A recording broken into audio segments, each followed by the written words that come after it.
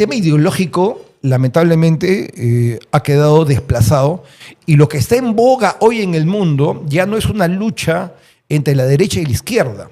Lo que está en juego ahora en el mundo es las posiciones multipolares. Están los BRICS, claro. Entiéndase fundamentalmente la coalición entre Rusia, la India, la China. También ahí se va montando Brasil, pero bueno, los principales son ellos tres. Y, aunque parezca extraño, pareciera que se está montando en esa posición multipolar, pero queriendo tener la hegemonía, casi como un concepto gramsciano, Donald Trump de Estados Unidos. Porque al otro lado, los que plantean el tema monopolar o unipolar, que es fortalecer básicamente los organismos internacionales que plantean una agenda woke, que es una agenda, que es una agenda contra los derechos fundamentales de la persona, que plantean el constructivismo, o sea, de que la verdad no se puede conocer y de que la verdad se hace en función a lo que yo creo que es. O sea, yo me considero una planta hoy día y quiero que todo el mundo me vea como una planta. Te vamos a empezar a regar. Así es. Pero cuidado, pero nada de insecticidas. Sigan compartiendo, por favor, el link del canal. Entonces, la derecha peruana con la izquierda argentina, difícil ponerle puntos de conexión. Lo cierto está de que en el Perú no hay ni derecha ni izquierda. Lo que hay son protagonismos y liderazgos personales y en su gran mayoría con caudillismos de superficial formación política e ideológica. Y este es un problema no del Perú. Este problema viene de varias décadas atrás. Si no pensemos que en los 90 comienza la gran destrucción de lo que se llama la democracia con partidos políticos e ideologías. ¿Qué sucede en la década de los 90? Se destruye la democracia cristiana italiana y se desploma el Partido Comunista de Italia. Y con el desplome de las ideologías se comienzan a sustituir por pequeños reinados o liderazgos personales que llevaron a un tipo de las características, por ejemplo, que para mí era fantástico, de Il Cavalieri, que fue presidente del Milan. Del Milan. No me acuerdo el nombre ahora. Pero quería acordarme porque he sido un tipo que lo he seguido tantos años. Yo estoy tratando de recordarlo por el presidente del Milan, más que por el primer ministro pero mientras que buscamos ese dato, ¿tú crees que es posible que Silvio Berlusconi. Silvio Berlusconi. Claro. Totalmente. ¿Tú crees que es posible en el Perú un gobierno de derecha o de extrema derecha? La parte social del Perú. Bueno, pero cualquiera te diría que en el Perú lo único que ha habido son gobiernos de derecha. No, pero por ejemplo, pensando en Meloni, en Italia. La primera ministra italiana. Bueno, la señora Meloni, actualmente en Italia, ella ha tenido... es bien de derecha. No, pero ella ha tenido que poner un freno de mano, pues. Porque ella venía de una militancia juvenil vinculada al fascismo, ¿de acuerdo? Y luego, y ojo que el fascismo es de izquierda, no es de derecha. No, estoy totalmente porque de acuerdo, el fascismo, en su verdadera concepción y en su verdadera acepción, proviene ¿de dónde? Del principio fundamental que decía Mussolini: todo dentro del Estado, nada fuera del Estado. Eso es lo más izquierda que se pueda dar en la historia. Yo cuando pero veo se de que el fascismo a la derecha. Cuando a un derechista, acá, cuando alguien bien de derecha le quieren decir, le dicen, este es facho. Este es facho. Yo digo, facho, qué cosa más rara, ¿no? Y es igual que cuando tú me dices, oye, el pensamiento de Hitler era un pensamiento de derecha. ¿Cómo? Esto lo han leído al maestro de Marta, de Marta Haren, ¿no? Que fue la periodista que hizo el seguimiento al juicio de Nuremberg, ¿no? Claro. Que fue Martin Heidegger. Heidegger fue el ideólogo del pensamiento nazi y considerarlo como de derecha. Mencionaste a Hitler. Eso es absurdo. Y al nazismo. Yo primero quiero decirle a todos que sigan compartiendo el link de nuestro canal. Gracias a todos los que nos están apoyando. Conectados acá, sí, acá tengo 230 conectados. Estamos saliendo por 2 canales a la vez. No sé cuántos likes tenemos. Pero ¿estás de acuerdo con esto que voy a decir? vos podés decir cualquier cosa y la gente va a tomarlo. Que lo diga un pastor suena medio raro. ¿Tú crees que de verdad, porque yo pienso esto, ¿eh? Que si Hitler hubiera tenido la grandeza de salir del gobierno en el 38, antes de que comience la Segunda Guerra Mundial, Hitler hubiera pasado a la historia como uno de los mejores gobernantes de Alemania, ¿o no? Bueno, porque hasta el 38, ¿qué hace Hitler en Alemania? Hizo un gran gobierno, sacó a Alemania de la crisis. De la pobreza. Pero el problema era que el proyecto político de Hitler era él. Claro. Y era, básicamente... No, por eso digo, si se iba en el 38... Es que no, era imposible. Era imposible porque el proyecto político era encumbrar su imagen, era liderar una política de militarización a nivel mundial y de copamiento y de un crecimiento de un nuevo imperio alemán que había sido destruido en la Primera Guerra. Entonces, los traumas de Hitler lo llevan no solamente a escribir Mi lucha cuando estuvo preso, sino que cuando tú lees Mi lucha te das cuenta era un resentido. De que él era el proyecto. Pero era un resentido. Totalmente. Ni siquiera era alemán, era austríaco. No era alto, no era rubio, pero quería los altos rubios. Él era un psicópata. Totalmente. Y drogadicto. Pero mira, para contarte algo que parece simpático. ¿Cómo serán inteligentes los austriacos que nos han vendido la idea, ¿no?, que Beethoven fue austriaco y que Hitler fue alemán? Claro. Cuando es al revés. Es al revés. Acá preguntan, por ejemplo, señores, el problema no es la izquierda o la derecha, el problema es que cuando ambos llegan al poder se corrompen, de modo que si en el lado espiritual no metes a Dios en tu vida, te vas abajo, así de simple. ¿Qué opina el señor Curry de la ideología de género? Preguntan acá. Totalmente en contra. Qué bueno, estamos de acuerdo con eso. Qué aburrido. Pero tengo que explicar por qué. No, y hay más cosas para... Y lo anterior también. Sí. No, a ver, sobre el tema de la corrupción, estoy de acuerdo. Ahí no hay ideologías.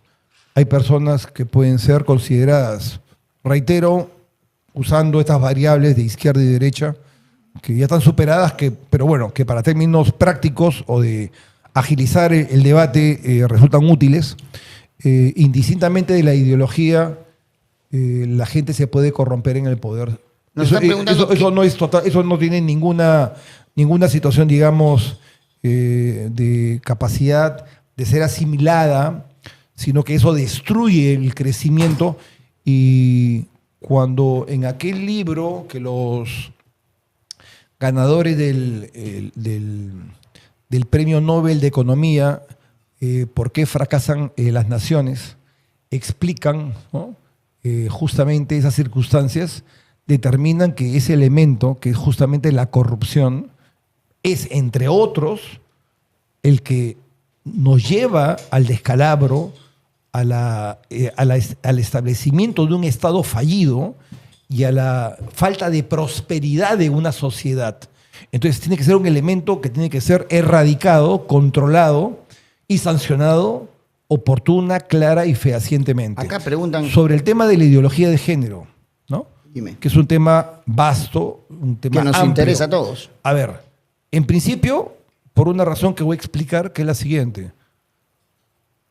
¿Qué nos habla la ciencia?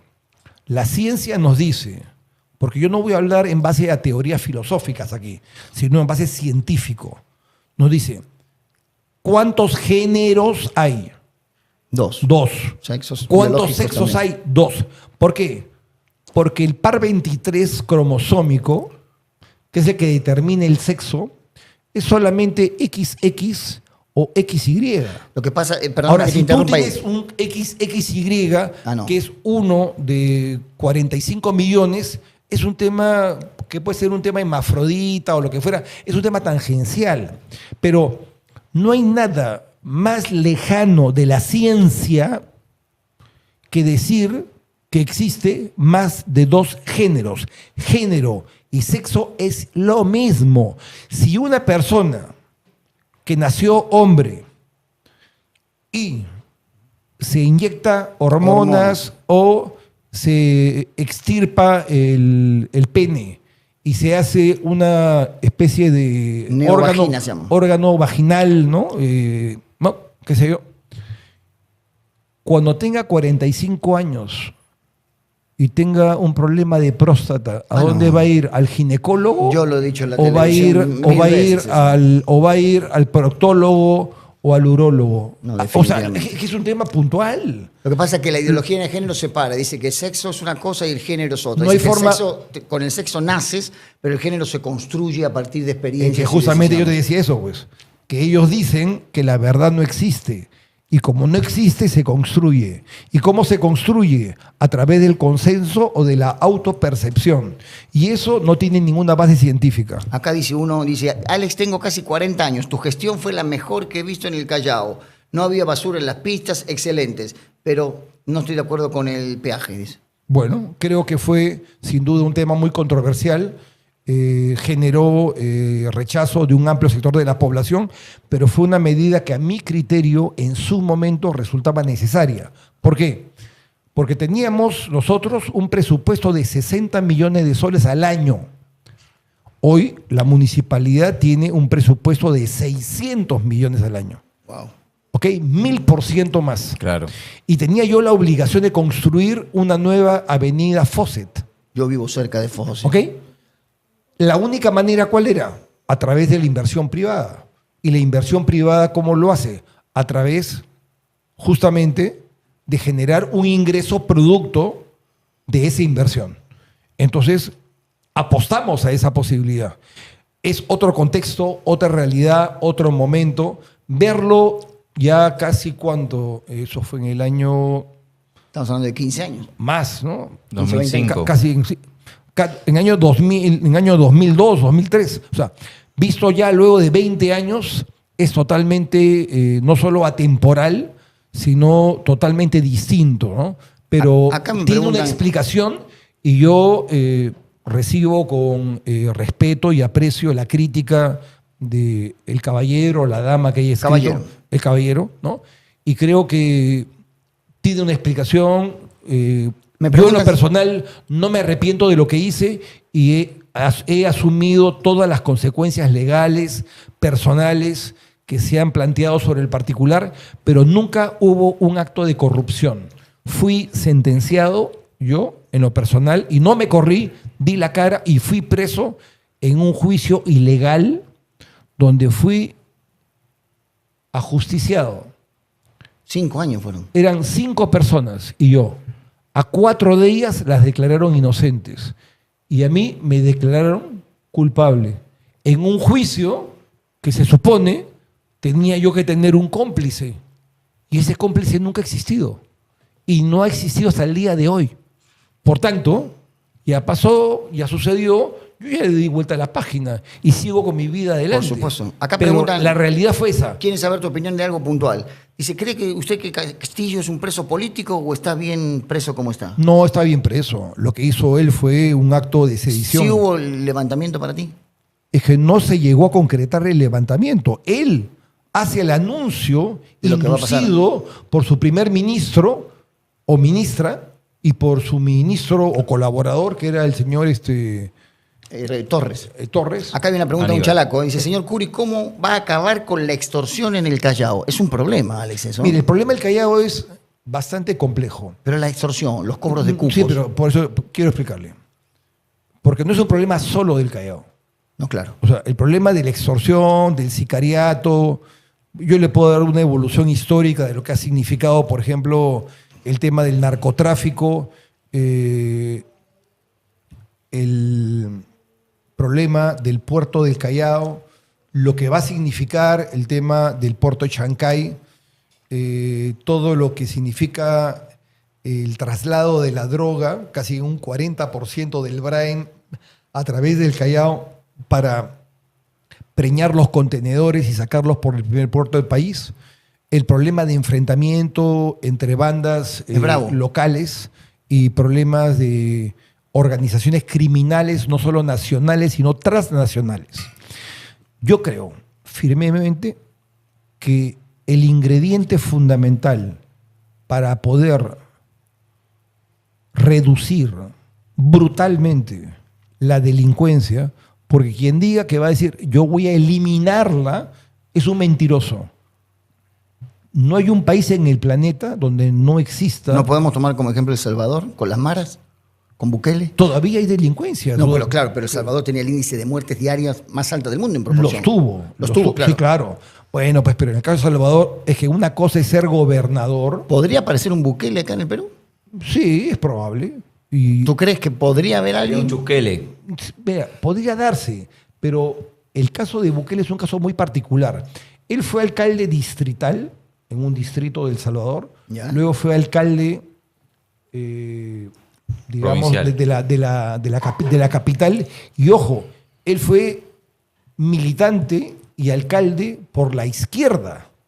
Ojo, creo que era el FMLN. Y ahora es presidente. O sea, y luego se pasa totalmente al otro lado, políticamente, y asume casi todos los poderes. Porque él tiene mayoría en el Congreso, tiene la Corte Suprema, tiene control absoluto de la acción del Poder Ejecutivo, entre otras variables, y con los, evidentemente, poderes fácticos a nivel internacional. Eso le da todas las herramientas para hacer lo que está haciendo en la actualidad, y creo que enhorabuena y muy bien. Pero regresando al tema de la extorsión en el Callao, hay una variable que se ha descuidado y yo creo que la más importante, no solo en la política de lucha contra la delincuencia, sino en el tema penitenciario, y es el tema de inteligencia y contrainteligencia. Yo creo que los niveles de capacidad de penetración de la policía en las organizaciones criminales es altísimo. Claro. Y de una capacidad operativa muy rápida y eficaz para poderlos ubicar, determinar y detener. El problema está en que el engranaje que va luego, que es Ministerio Público y Poder Judicial, justamente eso iba. los manda a su casa. Ok, eso te iba a preguntar. La gente se queja y dice, por ejemplo, la mala policía, la mala policía. Yo no creo que la policía sea mala. Hay malos policías como Sin hay malos duda, pastores, como hay malos oye, políticos. Pero los fiscales lo sueltan. La policía los chapa, se los lleva a la comisaría y vienen, arremen con la fiscalía y los fiscales lo sueltan. Y eso lo saben todo el mundo. Pero mira, más que eso, pasa lo siguiente.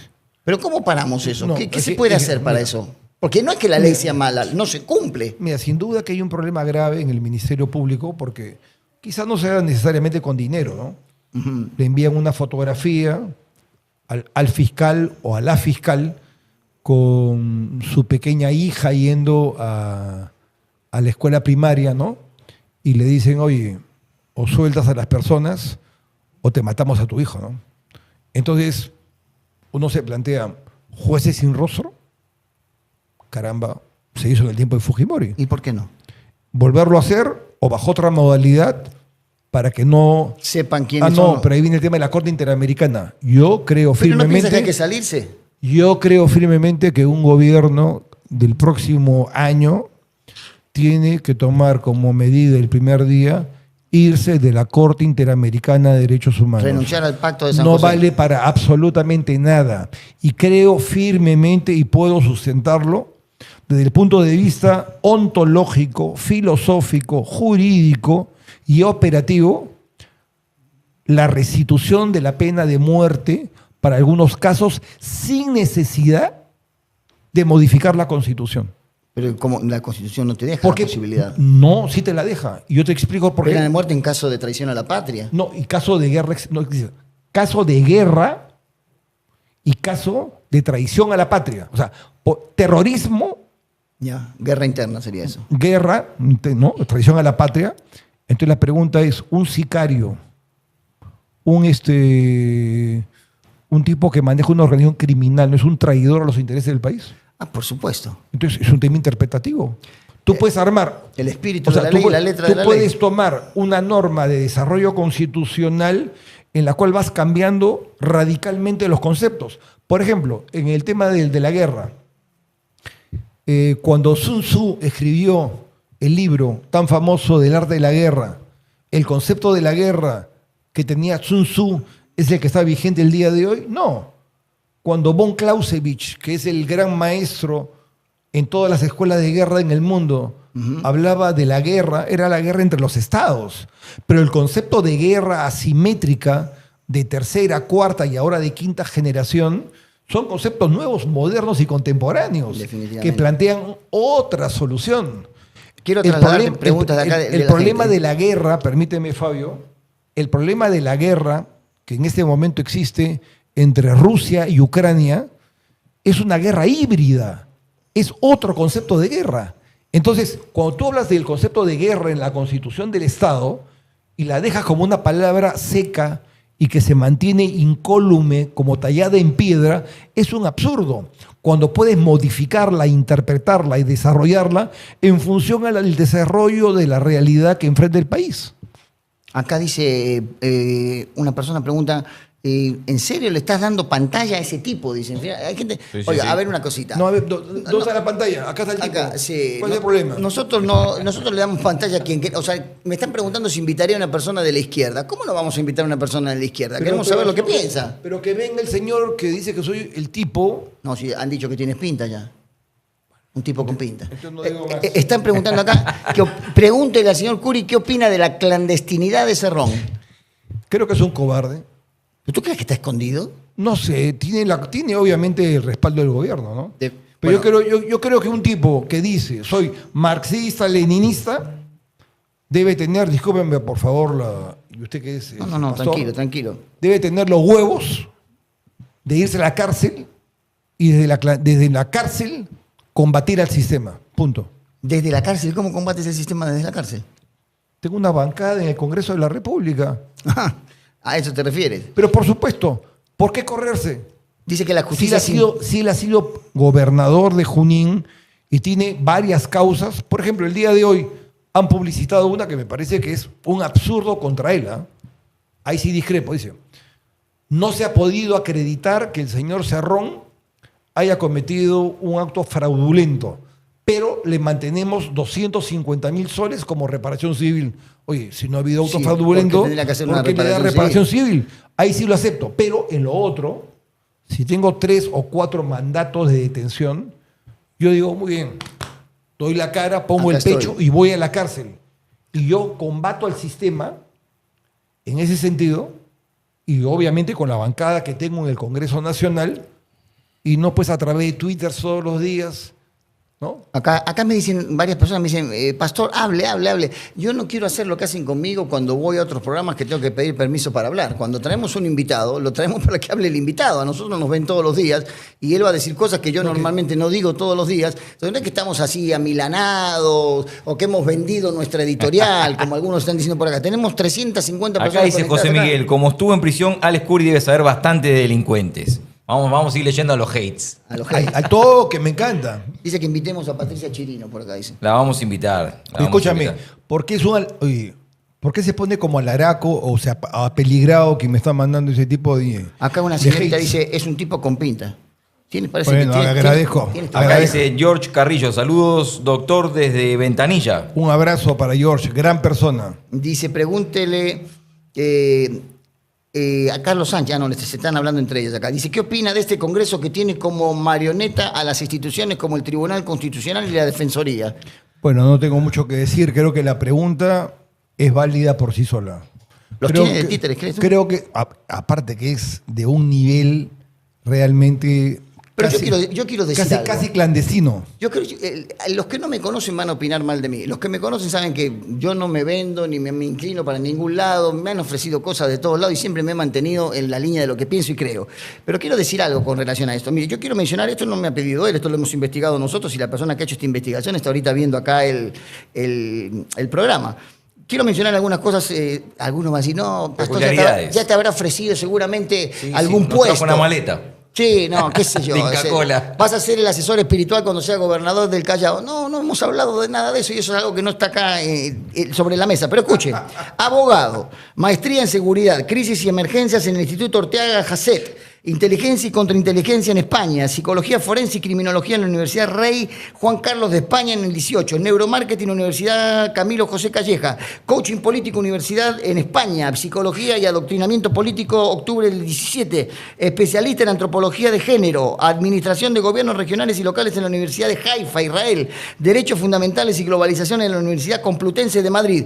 Oiga, Le falta espacio en la pared para poner, títulos. no, acá nosotros no somos fan de Alex, pero digo, yo no sé cuántos congresistas hoy o cuánta gente que sale a los programas y la juega de político tenga el 10% de un currículum así. Oigan, la persona que estudió no está exenta de cometer errores. Yo he estudiado mucho otras áreas, no las que he estudiado, Quisiera pero hacer cometo errores. Un breve.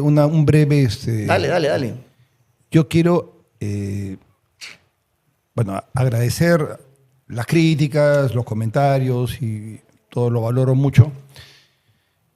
Agradecer a aquellas personas que me han permitido, a través de los años de mi vida, ir sobrellevando las carencias, dificultades y también las nuevas oportunidades que uno va adquiriendo a través de los años, ¿no? Y ya que has tenido la gentileza de referirte por lo menos a los cursos de especialización y a las 4 maestrías que tengo y que he adquirido en el tiempo, y un predoctorado. Dice que tienes títulos como Dine Castillo, dicen por acá. ¿Cómo? Como Dine Castillo, dicen que tienes títulos por acá. Ah, no, sí, claro, de burro, sí, Sí. sin duda. Podría ser, ¿no? No sabemos. No, claro, es sin duda. Buenísimo programa, dice Ceci Ortega. No, pero enhorabuena. Y ser profesor sería para mí, honestamente, 4 maestrías, dicen por acá. Wow. un privilegio y un gran honor. He sido docente universitario en pregrado y he sido director en escuela de posgrado. Por Este ejemplo, debe ser en Chalaco, ¿eh? en la USIL. Este dice, debe ser Chalaco, porque dice, en su gestión como presidente regional, ¿cuál fue el apoyo que dio en el tema de seguridad?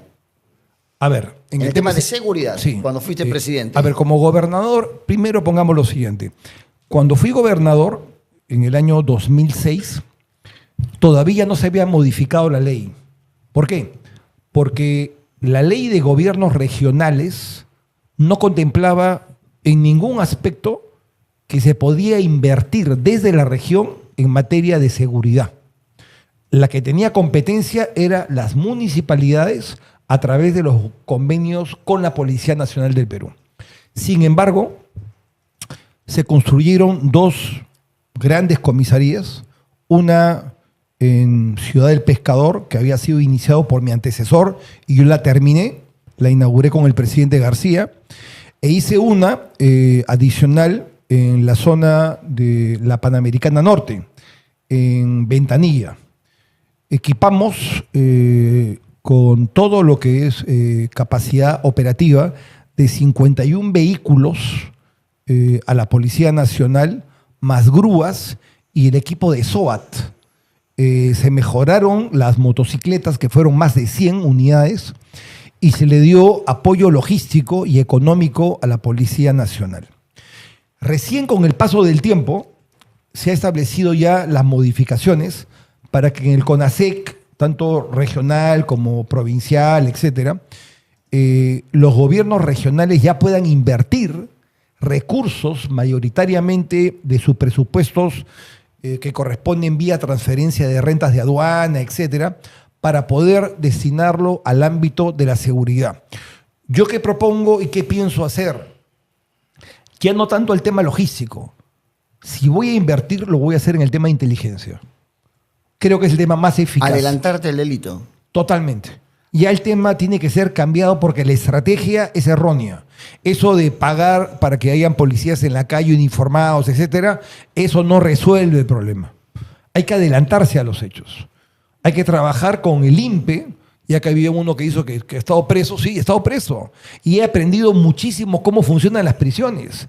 Y he conocido a profundidad y al dedillo cómo es el tema del Código de Ejecución Penal.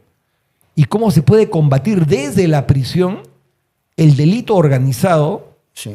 y toda la línea de conducción que va desde la estrategia hasta la consumación de los hechos.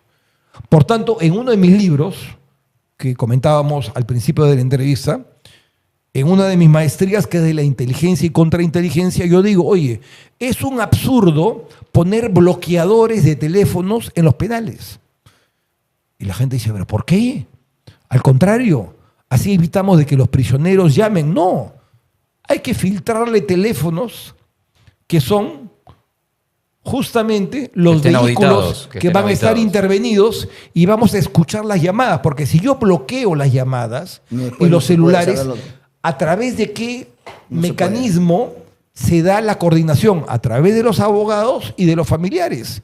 Y nunca la autoridad va a saber de qué forma se están planeando las extorsiones y los mecanismos de respuesta. Aparte de ello, yo le digo lo siguiente.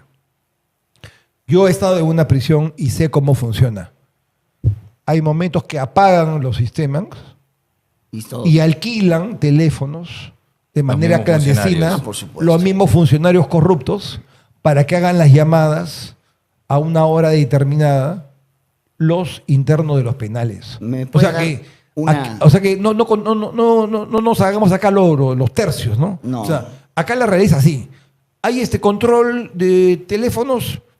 Supuestamente sí. Entonces, ¿por qué cuando van con uno encuentran teléfonos celulares? Claro. Si se supone que está bloqueado. Que la pusieron 10 veces, te la tiro rápido. Dice, si usted no recibió beneficios personales, ¿por qué permitió que Convial financiara la obra con dinero de los peajes en lugar de su propia inversión, como establecía el contrato?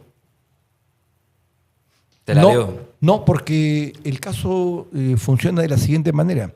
Hubo ahí una cláusula modificatoria, porque en todos los peajes del mundo las obras se construyen con el peaje que se va recaudando. Cuando uno va, por ejemplo, en la carretera que va hacia el sur, donde cobran 18 soles la gente de H&H, que es una empresa ecuatoriana, sin haber invertido un centavo, le entregaron la concesión y comenzó a cobrar 11 soles. Ahora cobra 18, ¿de acuerdo? Desde el primer día. Entonces, todo lo que hace es lo siguiente. Hace una corrida financiera, establece un flujo de caja, hace ante un banco un contrato de un fideicomiso, el banco le va desembolsando y va ejecutando la obra. Y así es como se ejecutan todas las obras con peaje a nivel de todo el país. Y no solamente en el Perú. Puedo darle el caso, por ejemplo, de la empresa ICA, que es una empresa mexicana que construyó la autopista en el aeropuerto de Panamá, a la cual entregaron inclusive dinero y que le entregaron adicionalmente a eso tierras para que ejecute la obra. En el caso del Callao, la municipalidad no puso un sol, un céntimo. A uno pregunta cómo funciona, se me fue, pero el CAFED en el Callao. ¿Qué es el CAFED en el Callao? Sí, el CAFED es un órgano autónomo, ¿Ya? o una unidad ejecutora, mejor dicho, ¿no? Que es un fondo educativo. ¿Qué establece la ley? La ley prevé lo siguiente, ¿no? Que del 100% de las rentas de aduana, el 10% de ello va a un fondo educativo. ¿Qué es el CAFED? Que es el CAFED, que tiene representación múltiple, o sea, de el sector educación, de la Universidad del Callao, de los colegios privados, me parece, no recuerdo, y obviamente del gobierno regional y de la municipalidad. Lo primero es que le entregamos 850 computadoras a todos los profesores del Callao. Se les dio curso de ofimática y se les brindó toda la capacitación para un segundo idioma, sea inglés, francés, italiano o portugués. El que quisieran. Luego se le dio curso de segunda especialidad, maestría y doctorado a varias decenas de cientos o varios miles de maestros durante el periodo de gestión que tuvimos en el gobierno regional, todo ello financiado a través justamente de este mecanismo. Luego ha ido degenerando, ¿no? Sino que vaya para tema de construcción de colegios, etcétera. Yo estoy en contra de ello. Yo creo que debería ir todos los recursos para capacitación. Y lo que es, por ejemplo, construcción, es con recursos que son directamente recaudados del tesoro público, o en su defecto ir al organismo pertinente del Ministerio de Educación con el perfil de los colegios que queremos construir. Y le digo al gobierno, ¿sabes qué?